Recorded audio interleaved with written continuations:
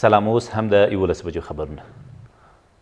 ولسمشر غني د خورشید نړیوال راډیو ټلویزیون د کارکوونکو پر موټر باندې بمي چاودنه غندلې او هغه یې د بیان ازادۍ پر وړاندې ښکاره دښمني بللې ده. له دې سره سم د رسنیو یو شمېر مسؤلینو او خبریالانو دغه ډول بریدونو په مخنیوي کې امنیتي مسؤلین په ناغېړۍ تورن کړي دي.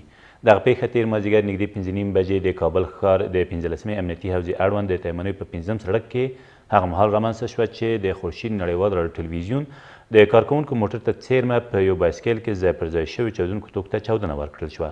د کورنیو چارو وزارت د ویان په وینا په دې پیښه کې 2 لارویان وژل شوي او د خورشید نړیوال راډیو ټلویزیون د 2 کارکوونکو په ګډون 3 نور کسان هم ټپیان شوي دي. د دغه برید مسئولیت تر اوسه هیڅ یوې ډلې پر غاړه نه دی اخیستی.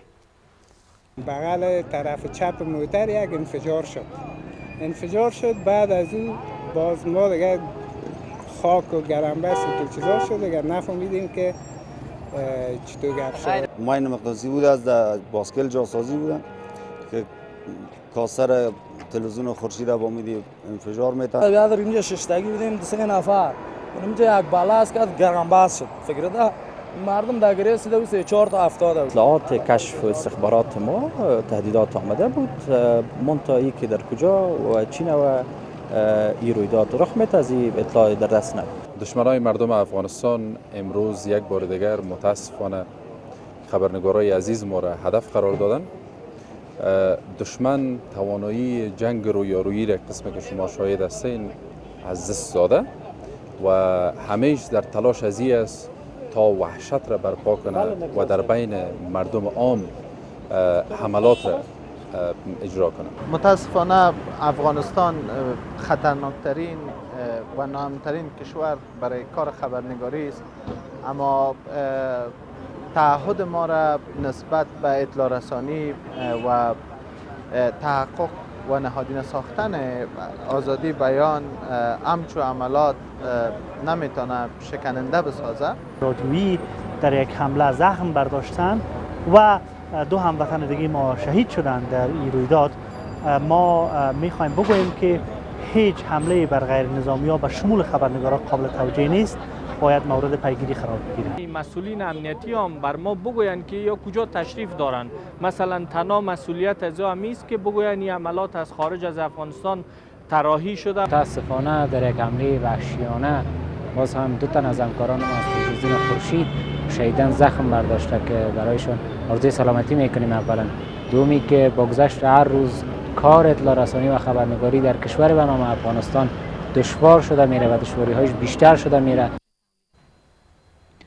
د افغانستان د آزادو رسنیو ملاتړه اداره یا نه هم د خورشید نړیوال راډیو ټلویزیون د کارکوونکو پر موټر تېره ورځنی برید د بیان پر ازادۍ او د هیوادوالو پر اساسي حقوقو برید بللی دی. نه په خبرپاڼه کې زیاته کړې که چیرې د څرګریزو او کشفي بنسټونو ځیرتیا او د عمل چټکتیا وي نو موږ به د داسې پیښو شاهدان ونه اوسو.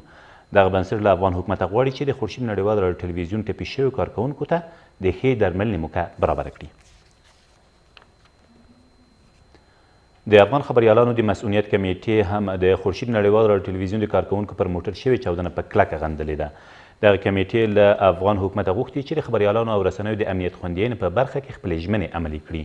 د خورشید راډیو ټلویزیون د کارکوونکو پر موټر د تېرې ورځې د چاودنې له امله چې د 15مې امنیتي حوزې اړوند د تیمنیو په 5م سړک کې رامنځته شوي 2 لارویان وژل شوي او د خورشید راډیو ټلویزیون د 2 کارکوونکو په ګډون 3 نور کسان هم ټپیان شوي دي.